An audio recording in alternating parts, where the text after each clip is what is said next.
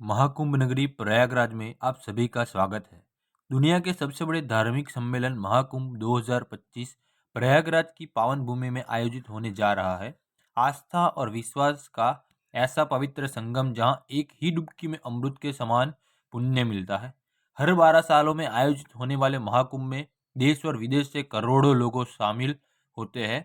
इस बार के महाकुंभ में 40 से 45 करोड़ लोगों के शामिल होने का अनुमान लगाया जा रहा है। इस बार का महाकुंभ बहुत ही भव्य और दिव्य होने वाला है। मेला क्षेत्र के साथ साथ पूरे ही शहर को दुल्हन की तरह सजाया जा रहा है। जगह जगह पार्क, विशाल प्रतिमाएं और पक्के घाटों का निर्माण किया जा रहा है।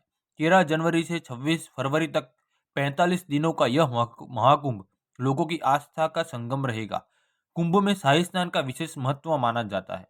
शाही स्नान के दिन स्नान करने से सभी पापों से मुक्त होकर मोक्ष की प्राप्ति होती है। इस पावन भूमि पर मां गंगा, यमुना और अदृश्य सरस्वती का पवित्र संगम होता है, जिसे त्रिवेणी संगम कहते हैं।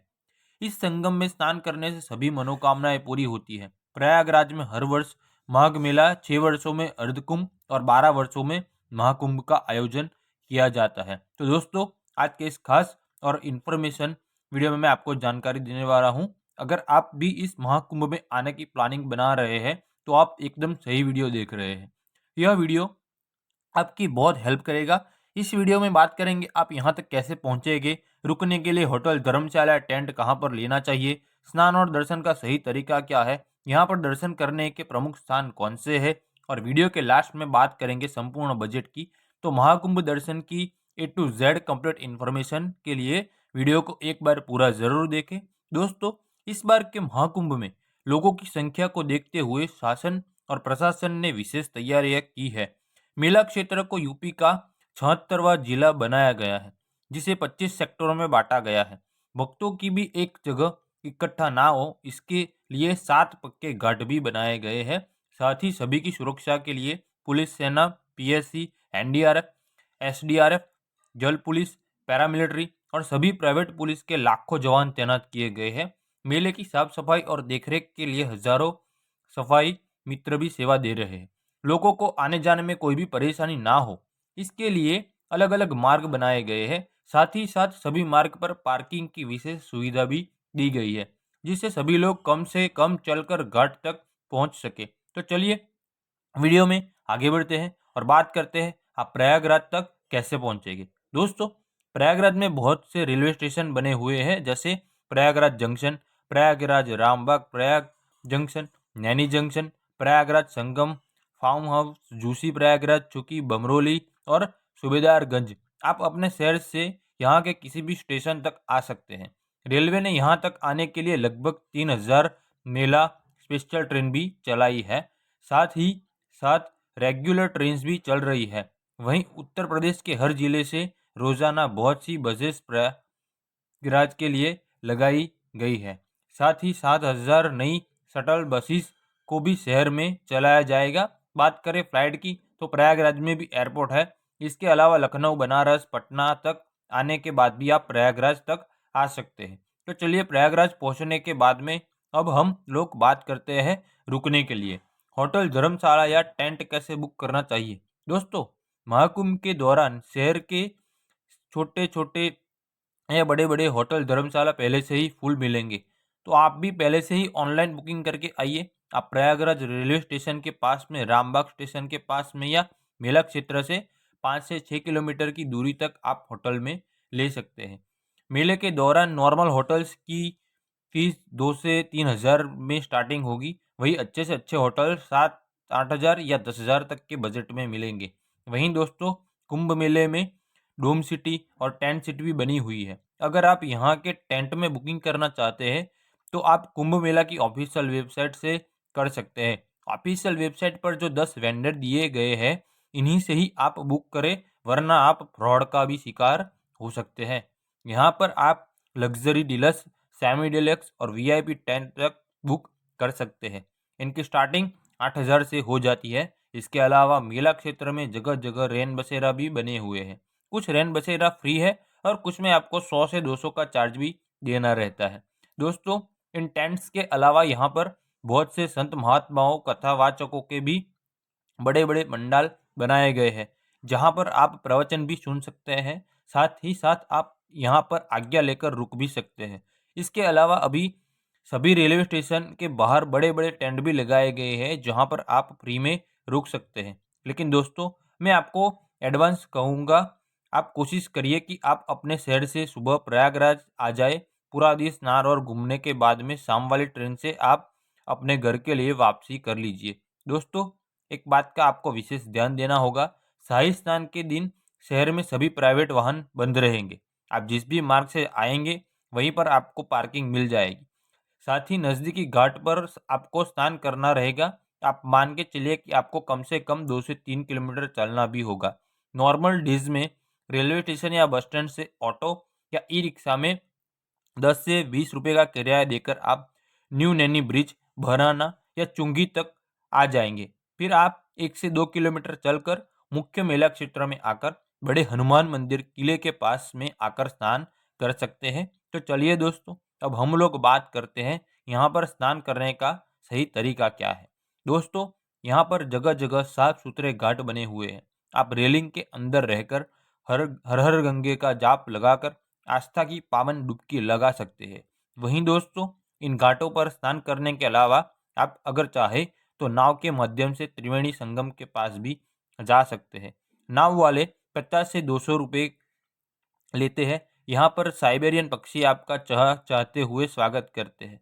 आप त्रिवेणी संगम में पावन स्नान करते पुण्य प्राप्त कर सकते हैं। दोस्तों, बहुत ही दिव्य और भव्य महाकुंभ का आयोजन किया जा रहा है। आप भी यहाँ पर आस्था की डुबकी लगाने ज़रूर आइए। दोस्तों, इस बार 13 जनवरी से महाकुंभ शुरू हो रहा है। पहला शाही स्नान भी 13 जनवरी पौष पूर्णिमा को होगा। फिर उसके बाद 14 जनवरी मकर संक्रांति, 29 जनवरी मौनी अमावस्या, 3 फरवरी बसंत पंचमी, 12 फरवरी माघी पूर्णिमा और फिर 26 फरवरी को महाशिवरात्रि के दिन अंतिम शाही स्नान रहेगा। इसी दिन के बाद से फिर महाकुंभ की समाप्ति भी हो जाएगी। दोस्तों, क्या आप जानते हैं इस कुंभ की शुरुआत कैसे हुई?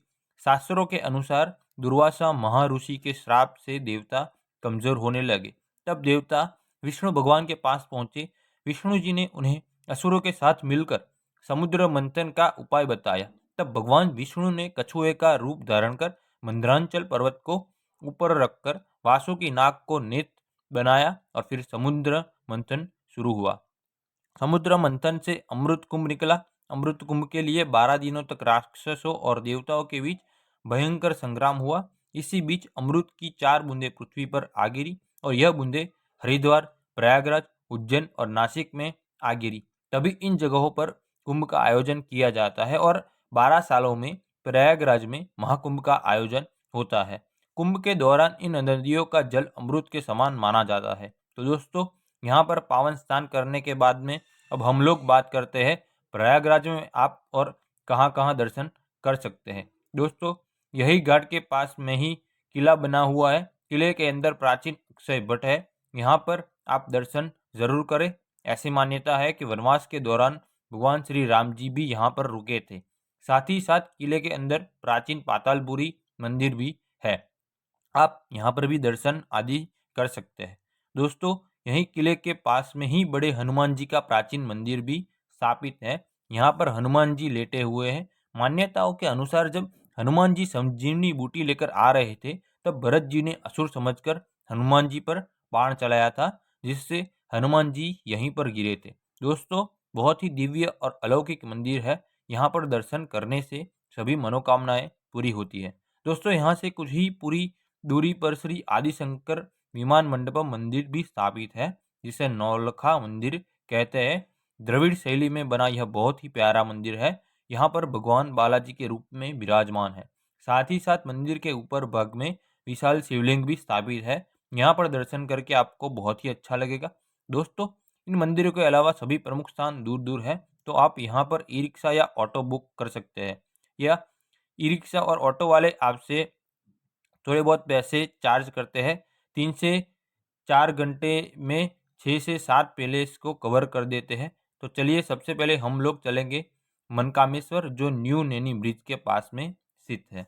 दोस्तों, यहाँ पर आप शिव जी के बहुत ही अलौकिक रूप के दर्शन प्राप्त कर सकते हैं। बहुत ही अलौकिक और दिव्य स्थान है। सभी भक्त यहाँ पर दर्शन करने ज़रूर आते हैं। तो चलिए, नैनी ब्रिज को पार करते हुए अब हम लोग चलेंगे अरल घाट के पास।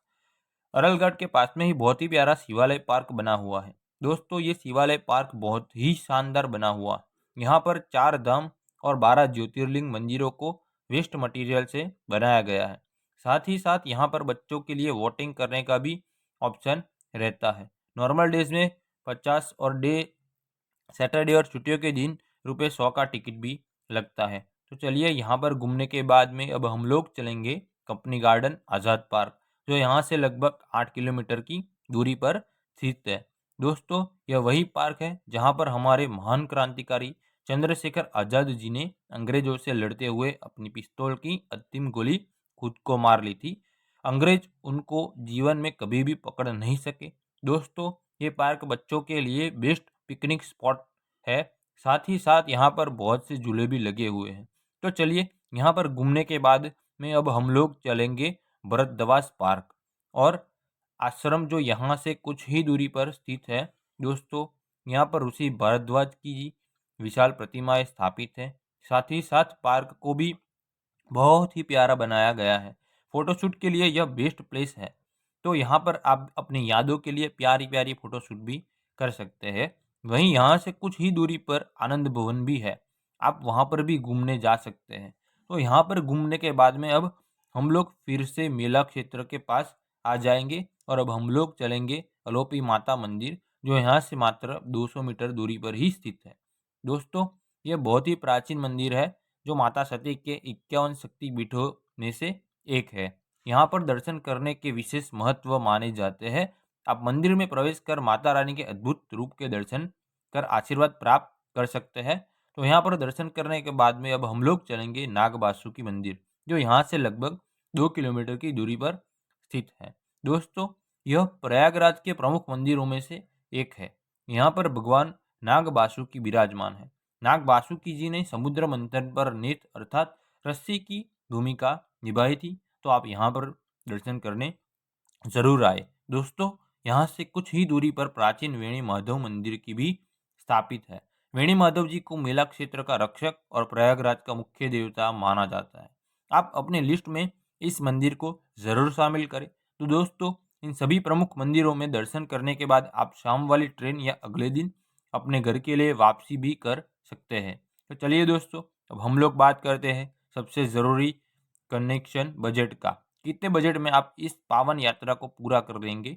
दोस्तों, अगर आप 2 लोग हैं और आप सेम डे आकर अपने घर के लिए वापस कर लेते हैं, तो आप मान के चलिए कि 3 से 4 हज़ार प्लस ट्रेन टिकट, इतने बजट में आप इस पावन यात्रा को पूरा कर लेंगे। वहीं अगर आप यहाँ पर एक नाइट का स्टे करते हैं, तो फिर आप मान के चलिए कि 1000 प्लस होटल का किराया प्लस ट्रेन टिकट, इतने बजट में आप बहुत ही अच्छे तरीके से इस पावन यात्रा को पूरा कर लेंगे। तो दोस्तों, यहाँ पर मैंने आपको महाकुंभ मेले से रिलेटेड हर एक छोटी सी बड़ी जानकारी को बहुत ही अच्छे और सही से देने की पूरी कोशिश की है। अगर फिर भी आपको कोई क्वेश्चन रह जाता है, तो आप हमें कमेंट के माध्यम से पूछ सकते हैं। दोस्तों, आपको ये वीडियो कैसा लगा और आप किस वीडियो को कहाँ से देख रहे हैं, कमेंट बॉक्स में ज़रूर बताइएगा। अगर आपको वीडियो की जानकारी हेल्पफुल लगी हो, तो अपने एक लाइक से हमें मोटिवेट ज़रूर करें। साथ ही साथ अपने सभी फ्रेंड्स और रिलेटिव में ज़रूर से ज़रूर शेयर करें।